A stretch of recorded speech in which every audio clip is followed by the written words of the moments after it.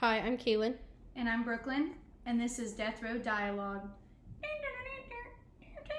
That was a different key this time. Was it? Yeah, I feel like it's pitch. usually Sorry, he's lower. Oof. Yeah, I didn't want to attempt it again because it was a big fail last time, so. Oh, the. Yeah, I feel like it sounds easy, but when I tried to do it, I don't know if I got stage fright or whatever. I could not do it. Any notes before we just jump in?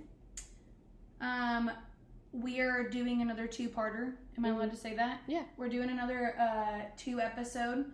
I think we have decided that's just going to be how it is from here. She'll do the odds and I'm going to do the evens. That way we can... I think it's just more fun to be involved too, and I want to get better at talking anyways.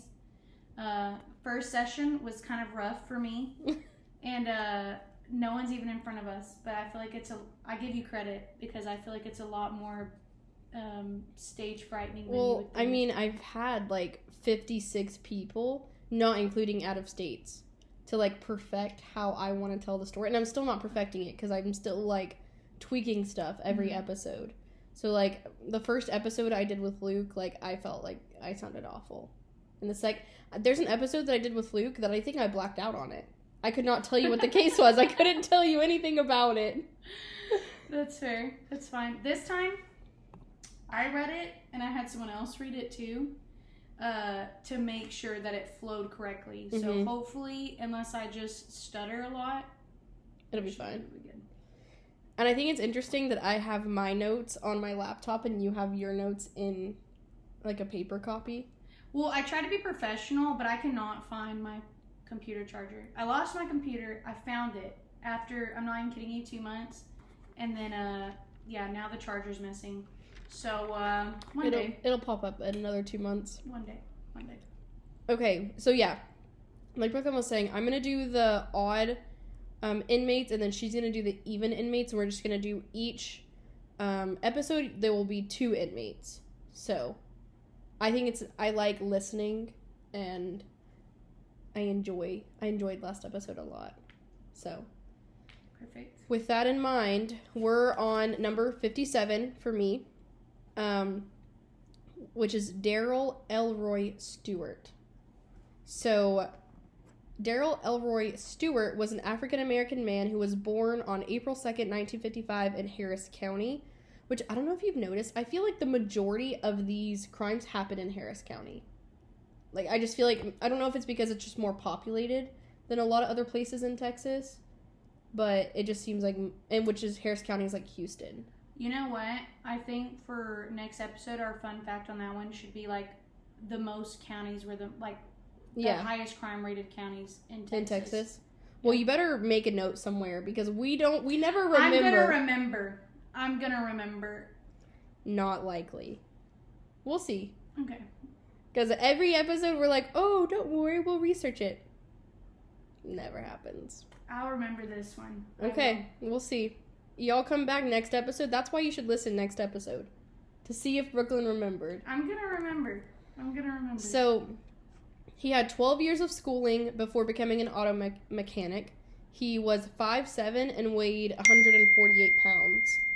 And I thought it was interesting to like look at their height and weight because we never do that. And I feel like I just always imagine them looking a certain way.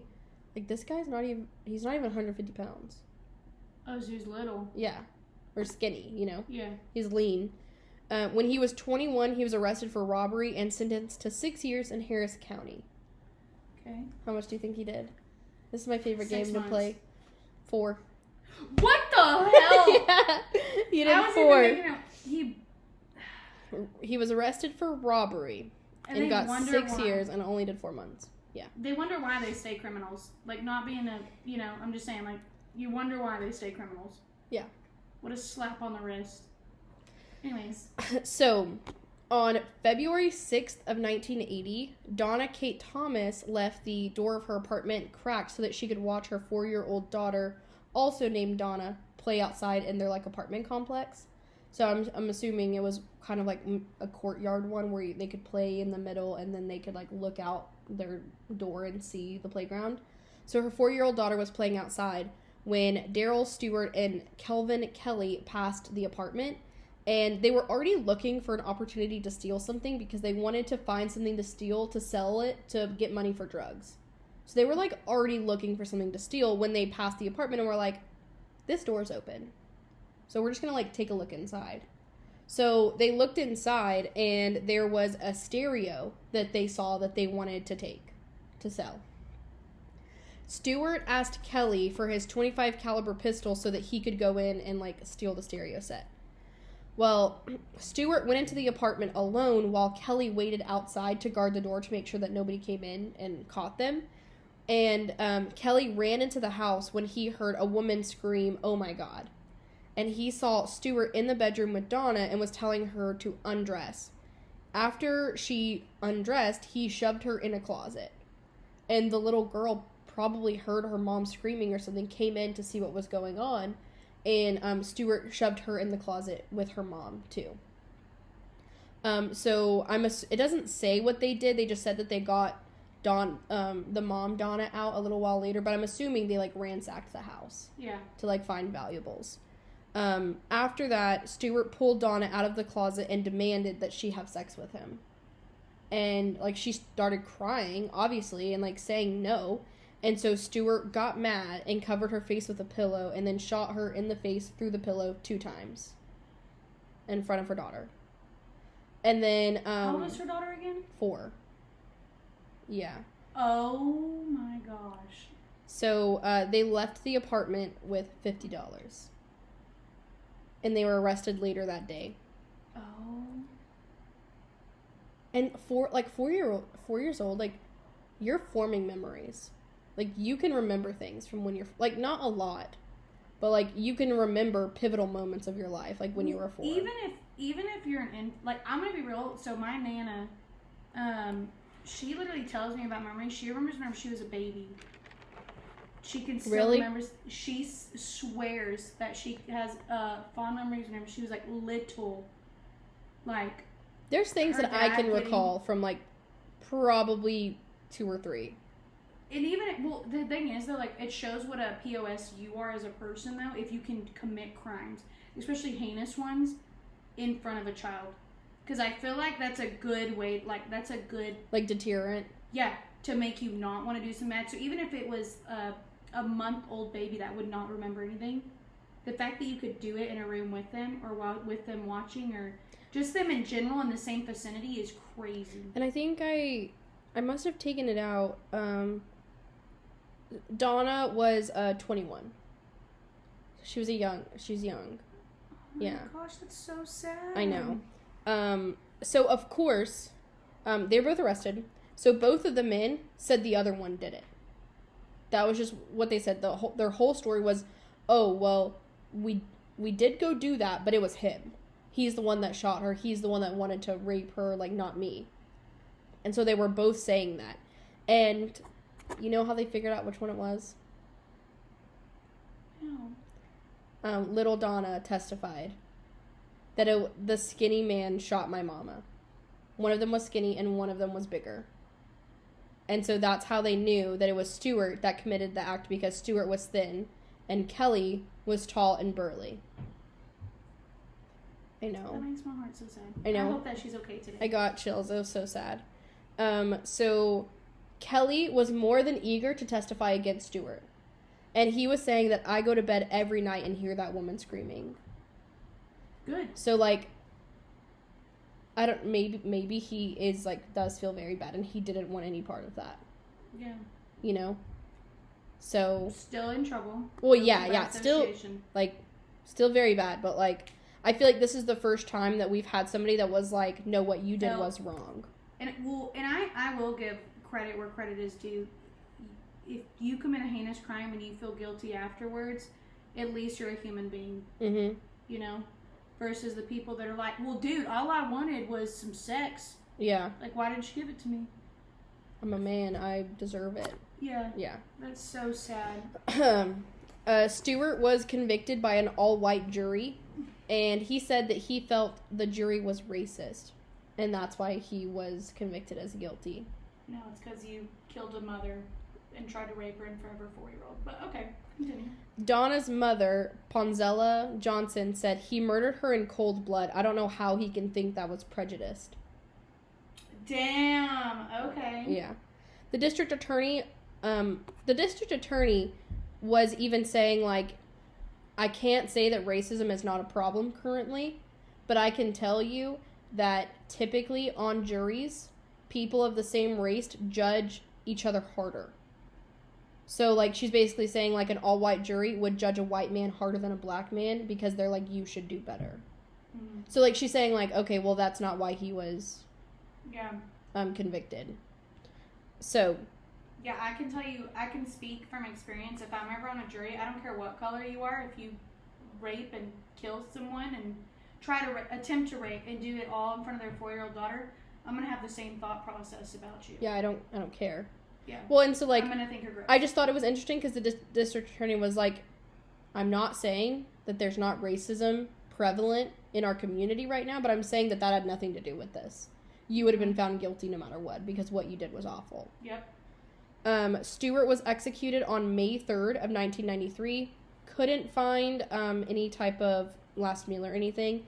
But when asked if he had a final statement, he just stared at the ceiling. Didn't say anything.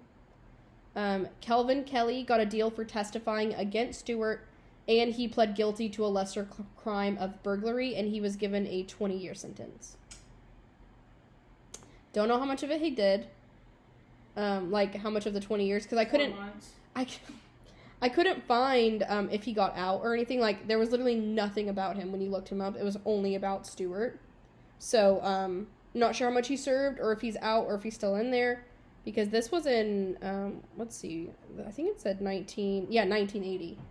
So his 20 years would have been up 2000, 2001 if he did the whole thing. I'm sure he didn't. I don't, my personal belief, I'm just going to say it. He should have got more than 20 years. I understand that, but if you felt that bad about it, you know, and you were obviously bigger than him, why didn't you stop it? Like, I get, like, if he was quick to put the pillow over the head and, like, shoot her and stuff like that, but, like, he also got her naked, put her in the closet. You didn't think to deter him away from that? Well, and, like, as soon as someone's telling a woman to undress, I think you know where it's going. Yeah. I think you know where it's going. So, like, you should have done more. I definitely think you should have gotten a harsher sentence. That's my opinion. But, well, and I wonder if they were on drugs when everything happened. Because it was saying, like, they were looking for money to go buy drugs. So I wonder if they were, like, coming down off something. Mm-hmm. You know? Like, and maybe that kind of tied into why Kelvin, like, didn't intervene. Like, maybe he was coming down off something. Like, not making it right in any way, but, like, trying to see if there's other variables in there. Mm-hmm. You know? Because going into, you know, take a stereo because you have an opportunity because a door is open and you see something, that's very different from going into somebody's house trying to rape them and murdering them. You know? It's very different crimes. And I wonder if, like, the area was more, like, not a good area is the best way to put it, because she was a single mom with a kid. Mm-hmm. Like, it might have been, like, a lower income. Yeah. Or something. Yeah. Or in the ghetto and stuff like that. And these people just... And because, like, I feel like at least... I'm not saying it doesn't happen here. We obviously get burglaries where we live. But I feel like it's not very common that... Yeah. People are just driving out looking for someone to rob. Like, that's not... I feel like that's not a common occurrence here. Yeah. Not saying we live in the most pristine place, but I just feel like that's not very common. That's not the crime that happens here. I also don't know how common it is in Harris County, so... Well, I mean... We're gonna find next episode. Next time on Death Row Dialogue. Okay, you ready? Yes. Alright, guys. We're gonna get into mine. I did mine a little differently. So I'm starting out with the crime. Okay. And how they found the inmate. Okay. So, anyways... forgive me if I say any names wrong, because I just cannot speak. Okay, I'm just going to ask you how you would pronounce this one. It's highlighted. Yeah. Carazales? Can we just call him C? Okay, yes. Okay, guys, it's C. Okay. All right. On September 29th, 1981, Texas Department of Public Safety officer David Rucker was shot and killed along a stretch of a highway a few miles north of Brownsville, Texas. You know where that's at? No. Okay. Do you? No. Oh, I thought you looked it up. That was why you were asking. No. I mean, yeah, I have no idea where it's at. I was going to try to guess. It is in the Rio, Texas, in the Rio Grande Valley. Okay. I have no idea where that is. Anyways, Rucker's body was discovered by a passerby while he was laying beside his patrol car. He had been shot directly in the head. So Officer Rucker is dead. This is the second police shooting that you got. One, but this one, it gets crazy. I hate officer shooting ones. I know, because it's personal to you. I knew you were going to do this. Anyway, so David Rucker, dead, next to his patrol car. Someone found him. At the same time, there was a police officer named Enrique C. Observed a speeding vehicle traveling on the same road, the exact same road, away from where Rucker's body had been found. Obviously, he doesn't know about this other officer yet. Yeah. Were they the same, like, municipality? Like, no. were they weren't both DPS officers? C worked for Los Fresnos Police Department. Okay, so he worked for a police department, and then the other one and Rucker worked for DPS. Yes. Okay. Yes. And anyways, they're on the same road. C and his civilian friend, Enrique Hernandez, they're both named Enrique, turned on the patrol cars, flashing lights, and pursued the vehicle because this vehicle was speeding. So did he have, like, a ride-along with him? That's what I was thinking, but it just said his civilian friend. So, okay, so he probably did have, like, a ride-along, like, hanging out with him for the night. Because I don't know if y'all know that, like, you can do that with police officers. Mm-hmm. You can go, like, ride out with an officer whenever you want. So later they say partner. That's where I got confused. Okay. So in the same exact story, that's why I just put down what it said originally, civilian friend, because then later it's like, oh, his partner, but I don't know if, like, they were just using that as, like, a term of endearment or something like that either. Or, like, okay. I have no idea if it was right along or not. Okay. This one, I try to do the best. We just know he's not a police officer. He is, I do not think, a police officer. But he could be, because later it says partner. So, I also don't know if that's his, like, partner. Yeah, okay. And he does some stuff to help with the case. So, hold on, let me see. Enrique Hernandez turned on the patrol car's flashing red lights and pursued the vehicle, which the vehicle did pull over. C took a flashlight and walked toward the car. Okay, is this at night? Do you know what time of day this is? No, it didn't tell me a time. But I'm going to assume if there's flashlight... It's at night, yeah. It's at least dusk. Yeah, okay. You know? Or dawn. Which one's dawn and dusk? Dusk is, like, going from, like, late afternoon to night. Okay. Dawn is going from the night to the morning. Oh, dang it. Well, it could have been both. It's dark. If you need a flashlight, anywhere it where is it's not dark. in the middle of the day. It is not in the middle of the day. So they took a flashlight and walked toward the car. So that would have been really hard for someone to see, like, Rucker's body on the side of the road if it's night, and typically DPS wears dark colors. They typically wear dark brown. Oh, really? Yeah.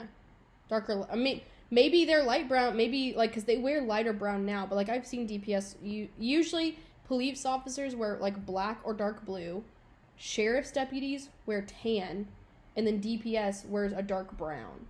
Okay. From what I've observed in, like, real life. So, like, if you're wearing a dark brown or, like, a black uniform, like, you're going to be really hard to see on the side of the road. And, let's be real, when you see a cop car when you're driving, you're just focused on to see if that cop car's coming to pull you over. You know, you're not looking around the ground by the cop car. Mm-hmm. Like, that's so sad. Oh, yeah, it was super sad.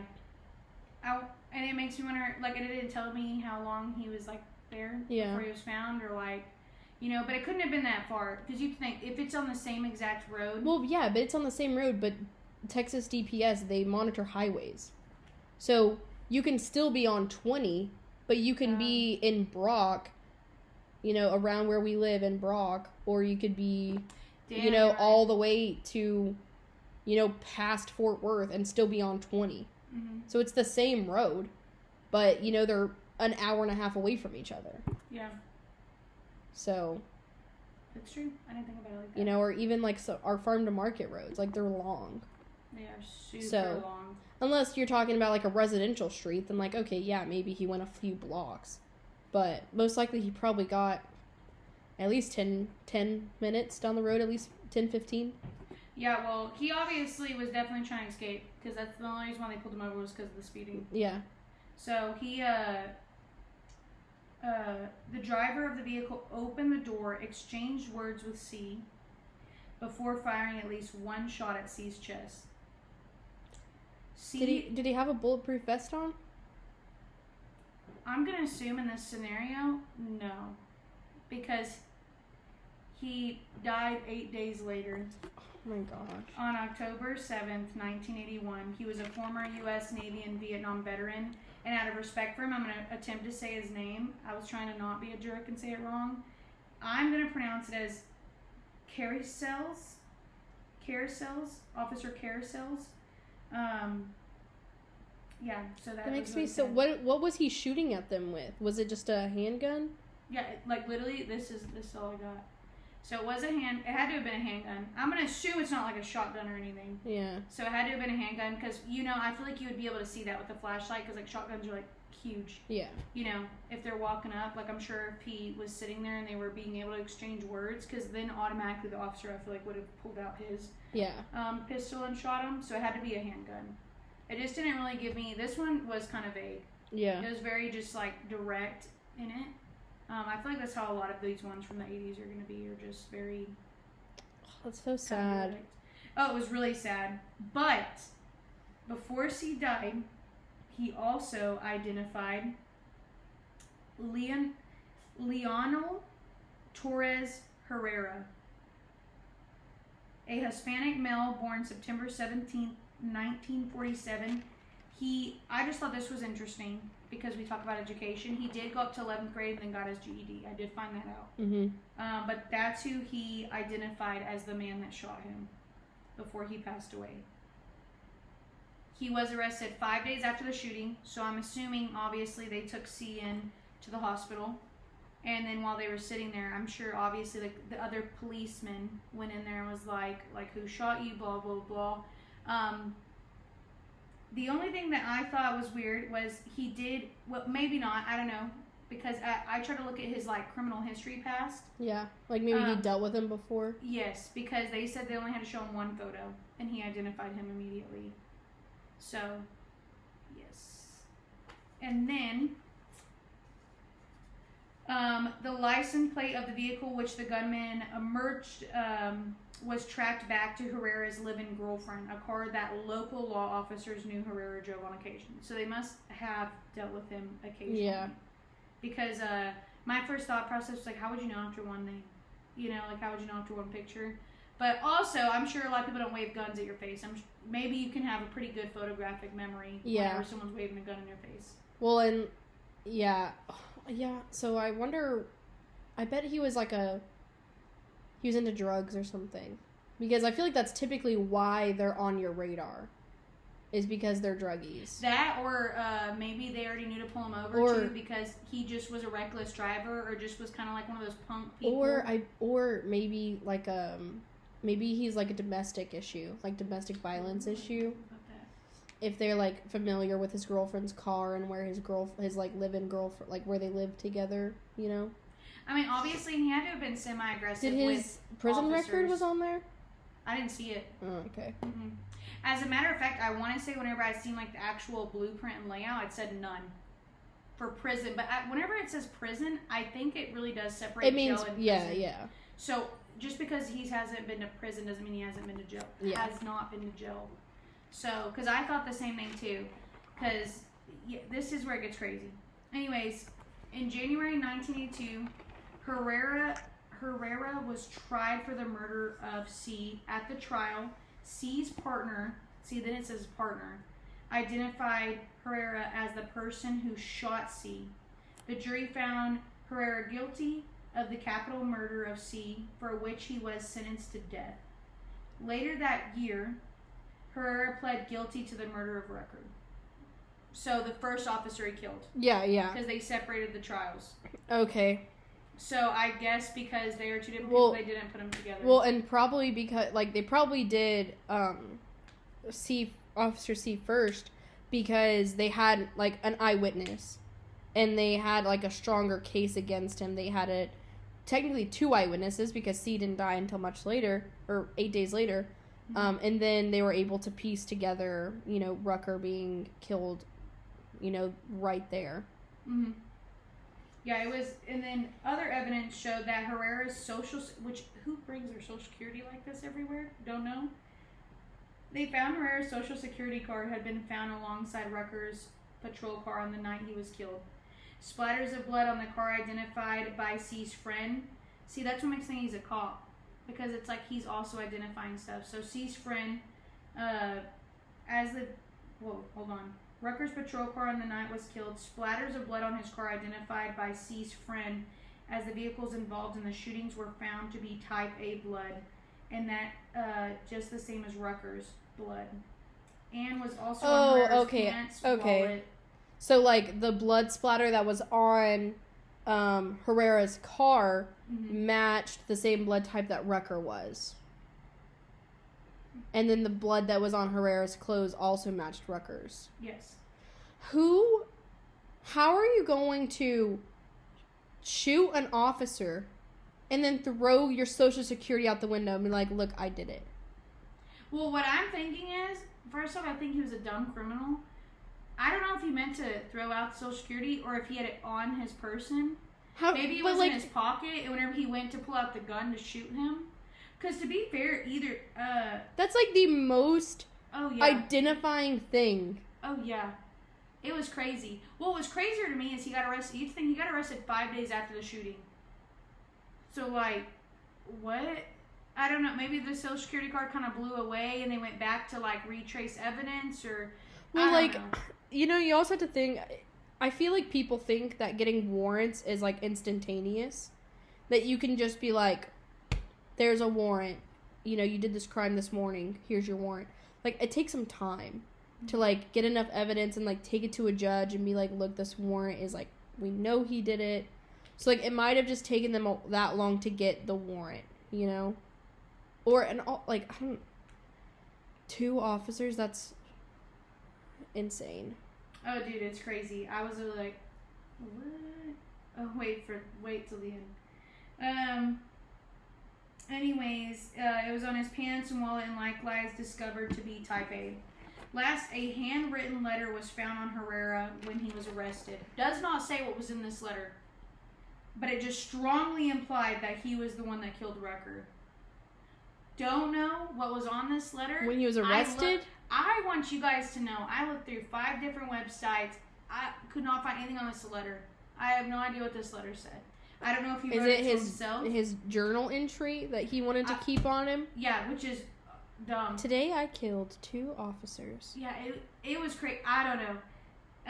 He obviously received the death penalty. Is he very low IQ? But that's the thing, he got his GED. Yeah. So he was able to pass a high school, test. Some people are just bad criminals. That's just insane. You know what I'm saying? Some people genuinely are just they're like, oh, did he confess? Yeah. He literally wrote it down. If you're a criminal, period. If you're an actual criminal, you're dumb anyways.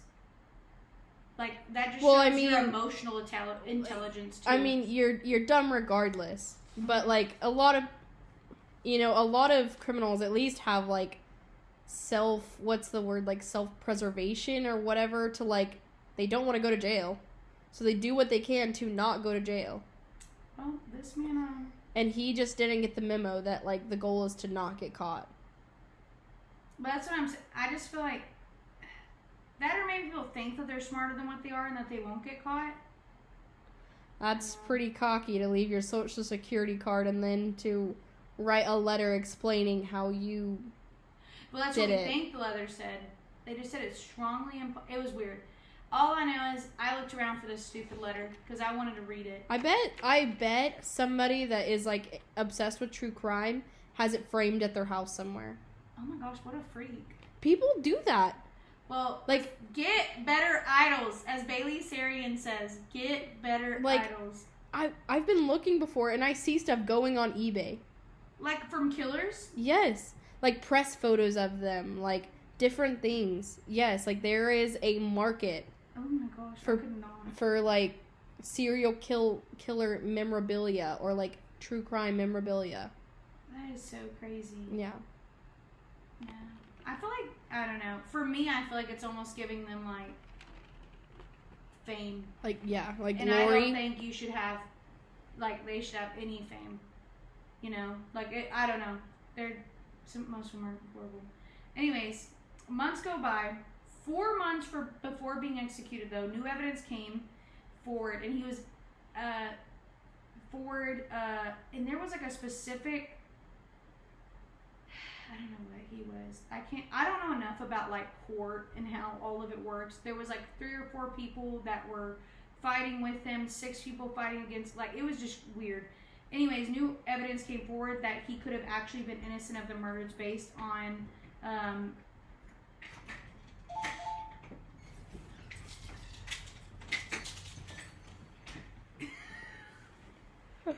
he's so cute. Okay. Based on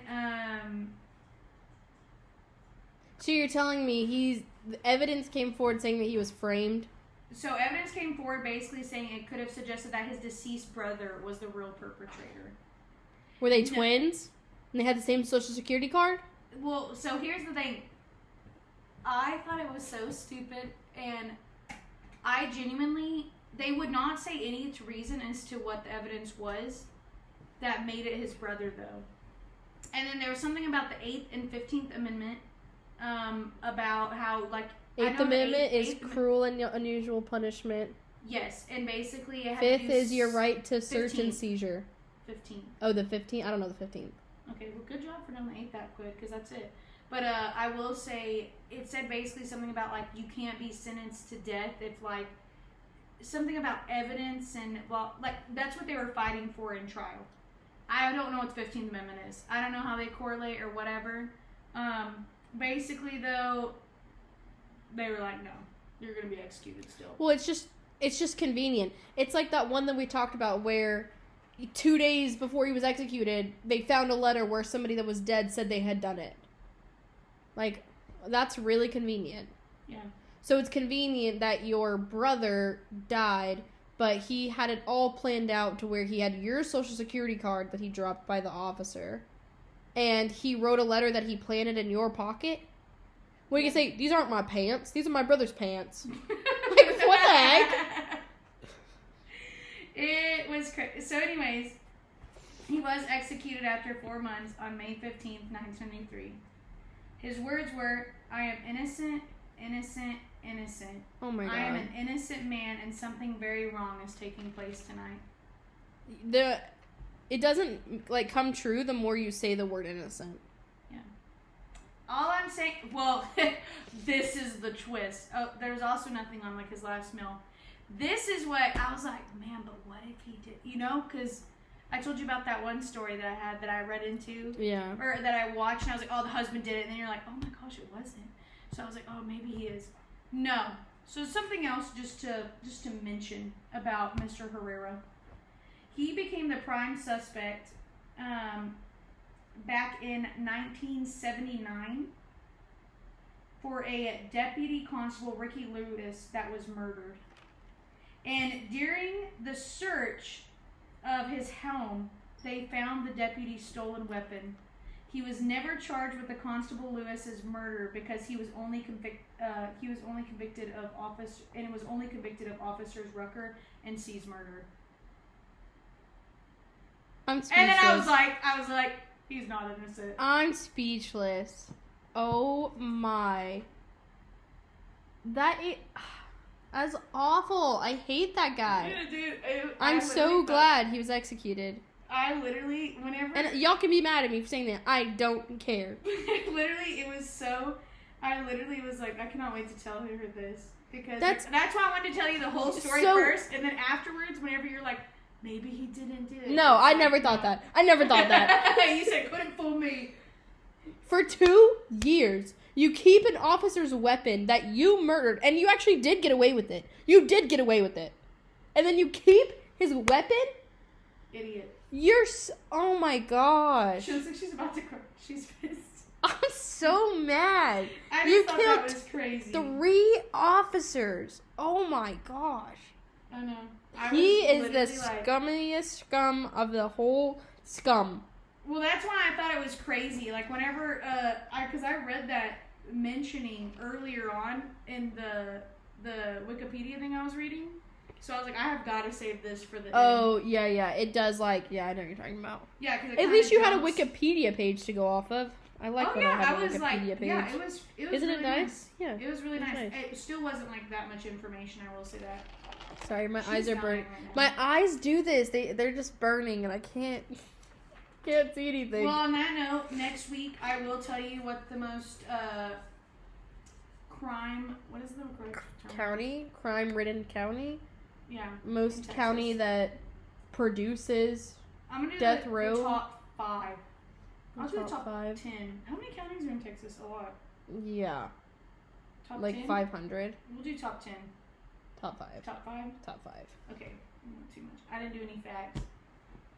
Yeah. Did you do any facts? Yeah, we're both doing this now.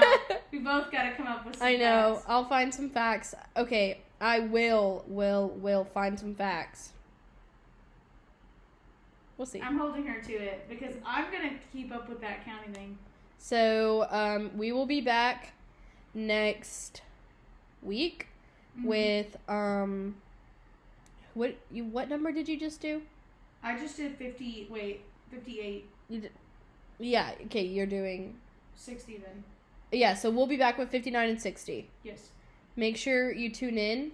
With us doing 2, there has to be, what if they're both, robberies? That'd be crazy. So, and we're getting more recent. I don't know if you noticed, we went from mine happened in 1980 and hers happened in 1981. So we're getting there. Yeah. We're getting more recent. I do feel like once we hit the 90s, there's going to be a lot more information than we think. I think there'll be a few cases, but I think there's going to be a lot more information. I don't know. I just feel like the 90s, I just feel like that's going to have more. Well, and I like that we're doing 2 an episode because we're going to get through them faster. Yeah. You know? Yeah, we only have 600 left. Yeah, no biggie. It's fine. I think the last time I looked on that page, that literally I think we executed it was 591. Yeah, we're close, that's close to 600. Yeah. By the time we get to 500, we better be making some money from this. I'm just saying. Well, we love y'all. I better live in a mansion in those videos. I better be, recording unboxing videos. That's how famous I better be. I thought for a second you hit yourself in the face. No, I hit my hand. Yeah, so make sure you share with your friends. And, you can go look at YouTube. I promise I will upload them, all the videos tonight. My phone is just being weird and not uploading them. So, I'll go upload them tonight so that you can see our expressions. And when it's quiet for a little bit, you can see what our facial expressions are. Or why it's quiet, because I'm not editing it, so you can deal. You can deal with it. So, we'll be back next week. Make sure you tune in. And, bye.